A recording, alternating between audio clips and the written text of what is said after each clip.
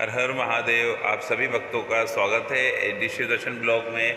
दोस्तों, आज हम आपको सावन माह के पवित्र महीने में एक बहुत ही सुंदर कथा सुनाने वाले हैं और आप जो कथा सुनेंगे वो हमारे गुरुजी श्री इंद्रेश जी महाराज के द्वारा बताई हुई सावन माह की सबसे प्रिय कथा है। तो बहुत ही सुंदर कथा आज आपको सुनाने वाले हैं। आप सभी आनंद लीजिएगा और कथा को ज़्यादा से ज़्यादा शेयर कीजिए, जिससे कि इस पवित्र माह में अधिक से अधिक भक्तों तक पहुंच पाए। और जय श्री महाकाल। दोस्तों, हम आपको कराते हैं महाकाल मंदिर से दर्शन बाबा महाकाल जी के। तो आप सभी जने बने रहा कीजिए और वीडियो को ज़्यादा से ज़्यादा शेयर कीजिएगा और सुनिए कितनी सुंदर कथा बताई है हमारे गुरुजी इंद्रेश जी महाराज ने। हर हर महादेव। अति धनवान होना, बहुत सुंदर सुलक्षणा पत्नी का प्राप्त होना, सुंदर पुत्र का प्राप्त होना, इसको भाग्यवंत कहा जा सकता है, पर वही भाग्यवान होता है यह कहना उचित नहीं है। उसको आप कह सकते हैं कौन है, बोले प्रारब्धवान है, इसका प्रारब्ध अच्छा है, पूर्व के क्रम अच्छे हैं, कर्म अच्छे हैं, इसलिए ऐसा सब कुछ इसको योग्य मिला है। परंतु अनुकूल पत्नी का मिलना या अनुकूल परिवार का मिलना या अनुकूल धन संपत्ति का मिलना ही व्यक्ति का भाग्यवान होता है, ऐसा आवश्यक नहीं है। आपके थोड़ी दूर पर महाराष्ट्र शुरू हो जाता है और महाराष्ट्र में प्रकट हुए श्री तुकाराम जी महाराज। तुकाराम जी की पत्नी अनुकूल नहीं थी, तो क्या तुकाराम जी भाग्यवान नहीं थे? भाग्यशाली थे। स्वयं भगवान श्री कृष्ण यदुवंशी और यदुवंशियों में जो बालक बच्चे हुए वे बिल्कुल भी अच्छे नहीं थे।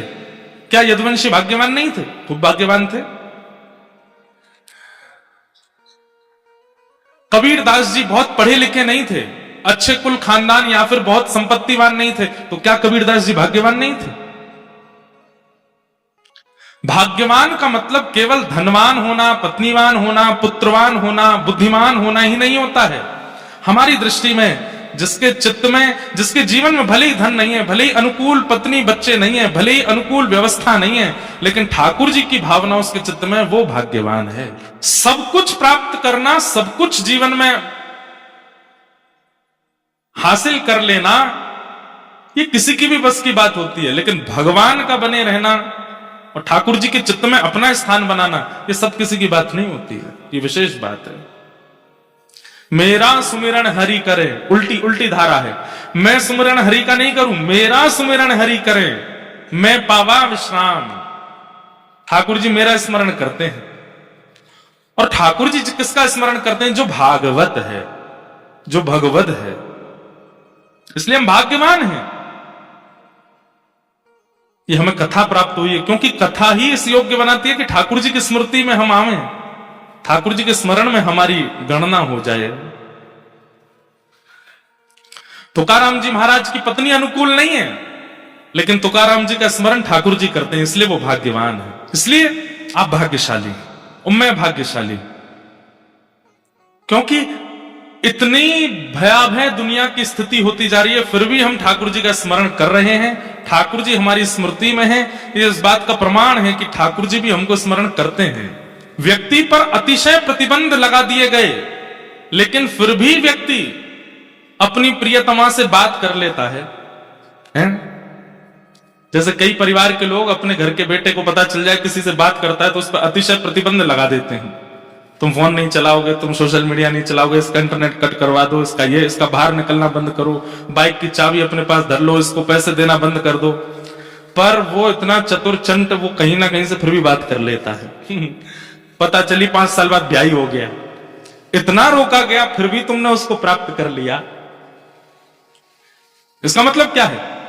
भले ही उसके कनेक्शन काट दिए गए थे, पर सामने वाला भी तो प्रयास कर रहा था, जिससे वो बात करता था वो भी तो प्रयास कर रही थी, और फिर कहीं ना कहीं से दोनों में संबंध ऐसा हुआ कि घर वालों को ब्याह करना ही पड़ा। ऐसे ही ठाकुर जी के साथ है। कितने भी प्रतिबंध संसार लगा दे। संसार के प्रतिबंध क्या है पता है? संसार ठाकुर जी से ज्यादा लोभ दिखाता है। फोन के थ्रू, सोशल मीडिया के थ्रू, माया के थ्रू, भोजन के नए नए पदार्थों के थ्रू, व्यसनों के द्वारा और दुनिया में मनोरंजन के द्वारा हम लोगों के मन को खींचने का प्रतिबंध लगाता है कि कहीं कैसे भी ठाकुर जी के पास न चले जाएं। लेकिन इतने प्रतिबंधों में भी, इतने प्रतिद्वंदों में भी व्यक्ति ठाकुर जी को भज लेता है, वो भाग्यशाली है। इतने प्रतिबंध थे लेकिन फिर भी तुमने मुझे याद किया, तुमने मेरा स्मरण नहीं छोड़ा। आज ये कोई अतिशयोक्ति वाली बात नहीं है। आप लोग कथा सुन रहे हैं, आज की तारीख में बहुत कठिन है। कलयुग चरम पर नहीं आया है, पर चरम की राह पर है। हर दिन कलयुग बढ़ रहा है, हर दिन कलयुग अपने माया के पैर पसार रहा है, लेकिन फिर भी इतनी भयावह स्थिति में भक्ति अभी घट नहीं रही, लोगों में बढ़ रही है। हमारे वृंदावन में भी आजकल बाढ़ आई हुई है, खूब पानी बढ़ गया है जमुना जी का। सब जगह ही ऐसा हो रहा है, नर्मदा जी का भी बड़ा है, गंगा जी का भी बड़ा है, यमुना जी का भी बड़ा है। पंजाब, चंडीगढ़, पंजाब, हिमाचल आदि क्षेत्रों में तो बहुत ज्यादा बाढ़ की स्थिति है। भगवान सब मंगल करें। पर वृंदावन में इतनी बाढ़ आ गई, फिर भी लोग बाग उस बाढ़ का आनंद ही ले रहे हैं। जिन जिन लोगों के घर डूब गए हैं ना, वे सब लोग नाच रहे हैं। क्यों नाच रहे हैं? बोले कि यमुना जी हमारे घर पधारी है। किसी के अतिथि आता है, किसी के अतिथि आता है, किसी के रिश्तेदार आते हैं, किसी के नातेदार आते हैं। हमारे घर तो साक्षात रसरानी पटरानी श्री यमुना जी आई, नाच रहे हैं, उत्सव मना रहे हैं वृंदावन में फ्लड का लोग। कितनी भयावह परिस्थिति है इस वक्त संसार की। हर दिन कलयुग हमको ग्रसित कर रहा है, लेकिन फिर भी हम कैसे भी छुप छुपा करके भजन कर ले रहे हैं, कथा सुन ले रहे हैं। हम भाग्यशाली। मेरा चिंतन यही सब चलता रहता है। नजर घुमा के देखिएगा पंडाल में, आज से 3-4 साल 5 साल पहले की कथाओं में वृद्धों की संख्या ज्यादा होती थी, आजकल युवाओं की संख्या ज्यादा। अच्छा संकेत है। आगामी 50 साल तो सब ठीक ही रहने वाला है। मैं तो एक बात कह देता हूं कथा में कि हम लोग बहुत सही समय पर जन्म ले रहे हैं, हम बहुत सही समय पर निपट लेंगे संसार से।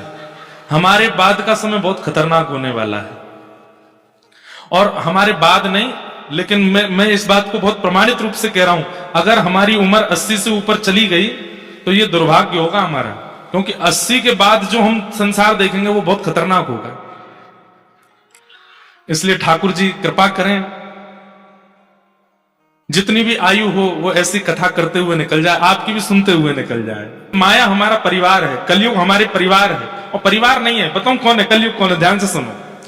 हम लोग रेंट पे रह रहे हैं। किसके यहां? कलयुग के यहां। कलयुग के जैसे रेंट पे रहते हैं ना लोग, किसी के घर पे किराए पे रहते हैं, तो किराएदार जो होता है ना, उसके बनाए नियम पालन करने पड़ते हैं। किराएदार कह देता रात में 10 बजे के बाद आओगे तो गेट नहीं खुलेगा। किराएदार कह देता जोर जोर से ऊपर उछलना नहीं, अगर छत में जबरा भी धमक आई तो देख लेना मैं इतना तुमसे जुर्माना ले लूंगा। किराएदार कहता है कहीं भी कील नहीं ठोकनी है। किराएदार कहता है मेरे घर में मांस मच्छी आदि ये सब नहीं बनता है, आपके यहां भी नहीं बनना चाहिए। किराएदार कहता है ऐसा नहीं गाना, ऐसा नहीं, सब कुछ होता है, किराएदार अपने नियम बनाते। पर हमारा कलयुग किराएदार बहुत विचित्र है। इसने क्या नियम बनाए? बोले 10 बजे सो गए तो घर से निकाल दूंगा, 1 बजे तक उठना ही पड़ेगा, 2 बजे तक उठना ही पड़ेगा। सुबह 4 बजे उठ करके अगर तुमने शंख बजाना शुरू किया तो देख लेना कितने बजे, 10 बजे से पहले उठना नहीं। सूर्य बिल्कुल चरम पर हो जाए तब तुमको उठना है। कथा भागवत संकीर्तनों में अगर मुझे पता चला कि तुम जा रहे हो तो तुम्हारे जीवन में बहुत उत्पीड़नाएं आ जाएंगी।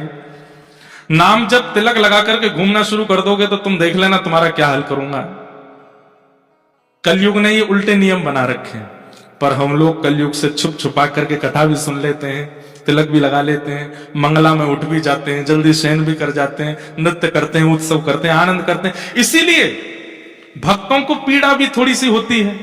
कई लोग कहते हैं मुझसे, महाराज जी व्यसनी लोग बहुत प्रसन्न रहते हैं अपने जीवन में, और हम भक्त लोगों को कहीं ना कहीं पीड़ा ज्यादा होती है। क्यों? क्योंकि व्यसनी व्यक्ति कौन है? बोले वो कलयुग के सारे नियम का पालन कर रहा है, इसलिए कलयुग किराएदार उससे बड़ा प्रसन्न है। और हम लोग कौन है? हम किराए पे तो कलयुग के यहां हैं, लेकिन सारे उसके विपरीत पालन करते हैं। इसलिए कहीं ना कहीं एक व्यसनी व्यक्ति से थोड़े अधिक दुखी हम। बिल्कुल चिंता करने की जरूरत नहीं है। जो करते रहोगे भजन धीरे धीरे, तो मिल जाएगा राधा रमण धीरे धीरे। अगर उनसे मिलने की दिल में तमन्ना, तो करते रहो यतन धीरे धीरे। इसलिए आप लोग भाग्यशाली हैं, मैं भाग्यशाली हूं, क्योंकि इतनी कलयुग की अव्यवस्थाओं में भी हम लोग कथा सुन रहे हैं। नहीं तो कई लोग ऐसे होते हैं, कथा कराते हैं ना, वो पंडाल बनवा दिया, 10-15 हजार लोगों की बैठने की व्यवस्था कर दी, सबके भोग की व्यवस्था कर दी, महाराज जी को फ्लाइट से बुला लिया, सबकी रहने सहने की, इतना सोचते हैं यही बहुत है। इससे अधिक कई बार हम कह देते हैं कि भाई हमारा मन कर रहा है कि ये तिथि आ रही है, कोई उत्सव करना चाहिए। मान लीजिए श्रावण में कथा हुई तो हमने कि झूला उत्सव करना चाहिए। अब महाराज जी वैसे बहुत खर्चा हो गया और क्या करवाओगे। तो ऐसे लोग भी मिलते हैं हमको। लेकिन ये अच्छी बात है कि इतने भयावह कलिकाल में भी आप सबकी इच्छा प्रकट हो रही है। ये प्रमाण है इस बात का कि ये आपकी इच्छा नहीं है, ये उनकी इच्छा है। ये वो चाहते हैं, वो चाह रहे हैं कि आप सुनो, इसलिए आप सुन रहे। भागवत जी के पहले श्लोक में ऐसी भाव का वंदना की है, ऐसे भाव को वंदन किया है जिसको सब मानते हैं। सब लोग बहुत ध्यान से इधर देखिए, एक एक शब्द बहुत ध्यान से सुनिएगा। देखिए, धन गया तो कुछ नहीं गया, समय गया तो कुछ गया, लेकिन अगर ज्ञान गया तो सब गया। इसलिए ये समय दोबारा पता नहीं कब आएगा खरगोन में, इसलिए एक एक क्षण सुन लीजिए, एक एक शब्द सुन लीजिए। आजकल एक शब्द चलता है ब्रॉड माइंडेड। क्या चलता है? अब ब्रॉड माइंड को बहुत गलत तरीके से प्रयोग किया जाता है। जो माता पिता बच्चों को रोकते टोकते नहीं, वो कौन है? ब्रॉड माइंडेड है। जो माता पिता ज्यादा धर्म आदि का पालन नहीं करते, वो कौन है? वो ब्रॉड माइंडेड है। जो बच्चा वेज भी खा ले, नॉन वेज भी खा ले, ब्रॉड माइंडेड है। बेचारा जीव खा लेता है, ब्रॉड माइंडेड है। अभी थोड़ा सा एक दो चीजों में ब्रॉड माइंडेड नहीं चलता है, जैसे कि विवाह के बाद एक पति है, एक पत्नी एक दूसरे के साथ रहते हैं तो ठीक है। एक से अधिक के संग रहने लगेंगे, आगामी कलयुग में उसको भी ब्रॉड माइंडेड कहा जाएगा, सही में कहा जाएगा। अभी उसके प्रति तो थोड़ा ये रखा जाता है कि भाई इस पर थोड़ा छुपाव रखो, ऐसा नहीं करना, संपर्क नहीं होना चाहिए। पर कलयुग, घोर कलयुग ऐसा भी होगा कि एक से अधिक संपर्क होने पर भी ब्रॉड माइंडेड माना जाएगा। हमारे पतिदेव तो बहुत ब्रॉड हैं, क्यों? 2-4 हैं, हम सबके संग रहते हैं। कितना ब्रॉड माइंड है, कितनी विचित्र परिभाषा हम लोग कर देते हैं अपने विचारों की। इसको ब्रॉड माइंडेड नहीं कहते। ब्रॉड माइंड किसको कहते हैं? सुनिए, वेद व्यास जी महाराज जिन्होंने भागवत की रचना की, कैसी विचारधारा? श्रीमद् भागवत के पहले श्लोक में कृष्ण को प्रणाम नहीं किया, राम को प्रणाम नहीं किया, देवी को प्रणाम नहीं किया, किसी देवता को प्रणाम नहीं किया। क्योंकि मैं अगर किसी एक देव को प्रणाम करूंगा तो अन्य देव को पूजने वाले कहीं ना कहीं भागवत जी से अलग हो जाएंगे। मैं किसी एक देवी को प्रणाम करूंगा तो फिर अन्य देवियों को पूजने वाले वो कहीं ना कहीं विचार करेंगे, ये तो शायद मान लीजिए दुर्गा प्रधान ग्रंथ है, कृष्ण प्रधान ग्रंथ है, राम प्रधान ग्रंथ है, आदि आदि। वेदव्यास जी ने क्या किया? ऐसे को प्रणाम किया जिसको सब मानते हैं। क्या कहते हैं? धामना स्वेन सदा निरस्त कुहकम सत्यम परम धीमहि। बोले मैं किसको प्रणाम करता हूं? मैं परम सत्य को प्रणाम करता हूं। क्या बात! परम सत्य। अब परम सत्य कौन है ये अपने मन से आप खुद लगा लो। किसी को गणेश जी परम सत्य लगते हैं, किसी को दुर्गा परम सत्य लगती है, किसी को शिव परम सत्य लगते हैं, किसी को नारायण परम सत्य लगते हैं, किसी को दत्तात्रेय परम सत्य लगते हैं। जो चाहो अपने मन से मान लीजिए। क्यों? क्योंकि सब परम सत्य हैं, इनमें किसी में भेद नहीं है। जगन्नाथपुरी में एक गणपति भट्ट नाम के व्यक्ति गए दर्शन करने। क्या नाम था? हम यहां कथा 15 को विराम देंगे और फिर 15 को ही हम जगन्नाथपुरी जा रहे हैं। फिर 16 से 17 से जगन्नाथपुरी में कथा है। जरूर सुनिएगा इस बार जगन्नाथपुरी की कथा। तो जगन्नाथपुरी में गणपति भट्ट नाम के एक व्यक्ति दर्शन करने के लिए गए। उनको किसी ने बोल दिया कि जगन्नाथपुरी में गणेश जी विराजमान हैं, और वो गणेश जी के परम उपासक थे, इतने बड़े उपासक थे कि गणेश जी के अलावा किसी को देखते ही नहीं थे। इसको कहते हैं अनन्य उपासना। क्या कहते हैं? और देवता चित्त न धरहि, हनुमत से ही सर्व सुख करें। इसी को कहते हैं अनन्य उपासना, केवल एक के रहना। तो गणपति भट्ट जी जो थे वो गणेश जी के बहुत बड़े उपासक, लेकिन किसी ने उनसे कह दिया विनोद में कि आप जगन्नाथपुरी चले जाओ, वहां पर गणेश जी का बहुत सुंदर विग्रह है। तो उस समय की बात है, सोशल मीडिया होते नहीं थे, लोग बागों का इतना संपर्क होता नहीं था, ट्रेन भी नहीं चलती थी, बैलगाड़ियों से सफर करते थे। बेचारे वो जगन्नाथपुरी आए, तो जगन्नाथपुरी आकर के उनको पता चला कि मुझे तो किसी ने बहकावे में रखा है, यहां कोई गणेश जी नहीं है, यहां तो कृष्ण ही जगन्नाथ बन करके बैठा है। उनको इस बात का बड़ा दुख हुआ कि मेरा अब अनन्य प्रेम जो गणेश जी से है वो टूट जाएगा, क्योंकि मैं दूसरे देवता की सन्निधि में आ गया।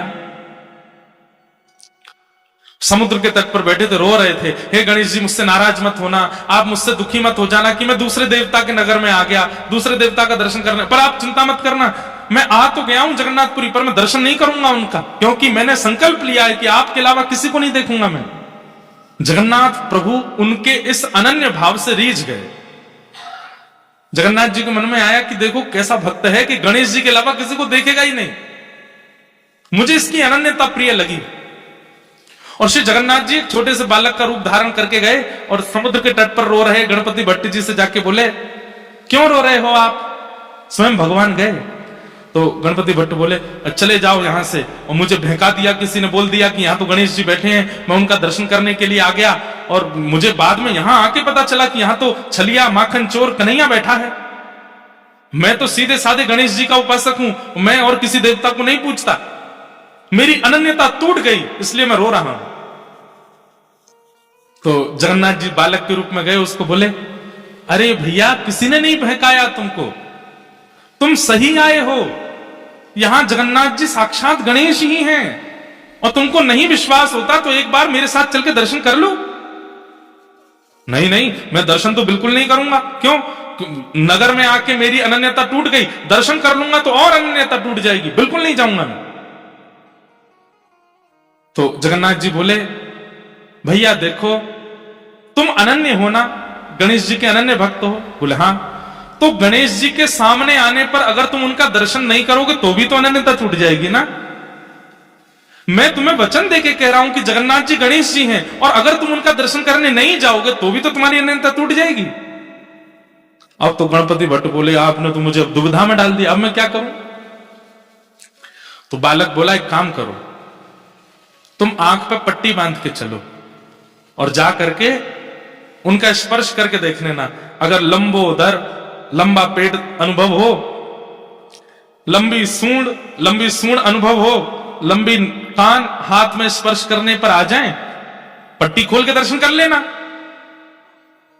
सूंड, कान और उदर ये तो गणेश जी का ही है ना, ये और किसी का तो होगा नहीं। गणपति भट्ट बोले, बात तो ठीक है आपकी। अच्छा, प्राचीन हमने भी संभवतः 2008 या 9 की बात होगी और पुरानी बात होगी, उस काल में जगन्नाथ जी के भीतर गर्भगृह तक जाने की अनुमति तब भी थी। एक समय होता था दिन भर में हर दर्शनार्थी भीतर जाते थे, और भीतर जाकर के जिस वेदी पर जगन्नाथ जी बैठे हैं उस वेदी की परिक्रमा करके निकलते थे बाहर। और उससे भी पुराने समय में, मतलब 1950 1960 के समय में लोगों को भीतर जाकर के जगन्नाथ जी को हृदय से लगाने का अधिकार भी था, स्पर्श करने का अधिकार था। वो तो फिर बाद में मुगल आक्रांता और कई हमारे हिंदू समाज के कई लोगों ने मंदिरों को अशुद्ध करना शुरू कर दिया, अपने भीतर जबरदस्ती माम शादी लेके जाते और मंदिर में जाके फेंक देते थे अशुद्ध करने के लिए। इसलिए फिर आचार्यों ने अपरस की सेवा कर दी, बंद कर दिया, कोई और अंदर नहीं आएगा, केवल पुजारी जी जाएंगे। नहीं तो पहले सारे मंदिरों में सबको अधिकार था ठाकुर जी के सामने जाकर के स्पर्श करने का। इसलिए पुराने मंदिरों में आप देखेंगे आज भी दक्षिण में कई मंदिरों में मुख्य द्वार पर जल की व्यवस्था होती, सब लोग हाथ धोते हैं, पैर धोते हैं, अपने सिर पर छींटा मारते हैं, तब भीतर जाते हैं। क्यों? प्राचीन काल में सब बाहर से ही शुद्ध होके जाते, फिर ठाकुर जी का स्पर्श करते थे। बाद में फिर बंद हो गया। तो गणपति भट्ट आंखों पर पट्टी बांध करके पहुंच गए जगन्नाथ जी के पास। जैसे ही पहुंचे, ब्रह्म वेदी पर जगन्नाथ जी विशाल स्वरूप विराजमान है, भी ऊपर चढ़ करके सबसे पहले तो पेट पकड़ा, तो लंबोदर बड़ा पेट है, तो गणेश जी एक बार सूंड और देख लूं, थोड़ा हाथ ऊपर करके नाक पर रखा तो लंबी सूंड भी हाथ में आ गई। ठाकुर जी जैसे हाथी किसी के ऊपर अपनी सूंड रख के ऐसे गुदगुदाता है, ऐसे ठाकुर जी उसको गुदगुदाने लगे। वो और खुश हो गया, बोले ये तो गणेश जी हैं। एक बार और देख लूं, कानों पर हाथ रखा तो लंबे लंबे कान। उसको विश्वास हो गया कि ये तो मेरे गणेश जी हैं। तुरंत जैसे ही उसने पट्टी हटाई, सूंड भी गायब हो गई, कान भी गायब हो गए, तो जगन्नाथ जी हैं। राम राम राम। अभी तो सूंड थी, कहां चली गई? फिर आंख पर हाथ रख के फिर से हाथ लगा के देखा तो फिर सूंड, और हाथ हटा के देखा तो सूंड है ही नहीं। इतना व्याकुल हो गया, रोने लगा, मेरी अनन्यता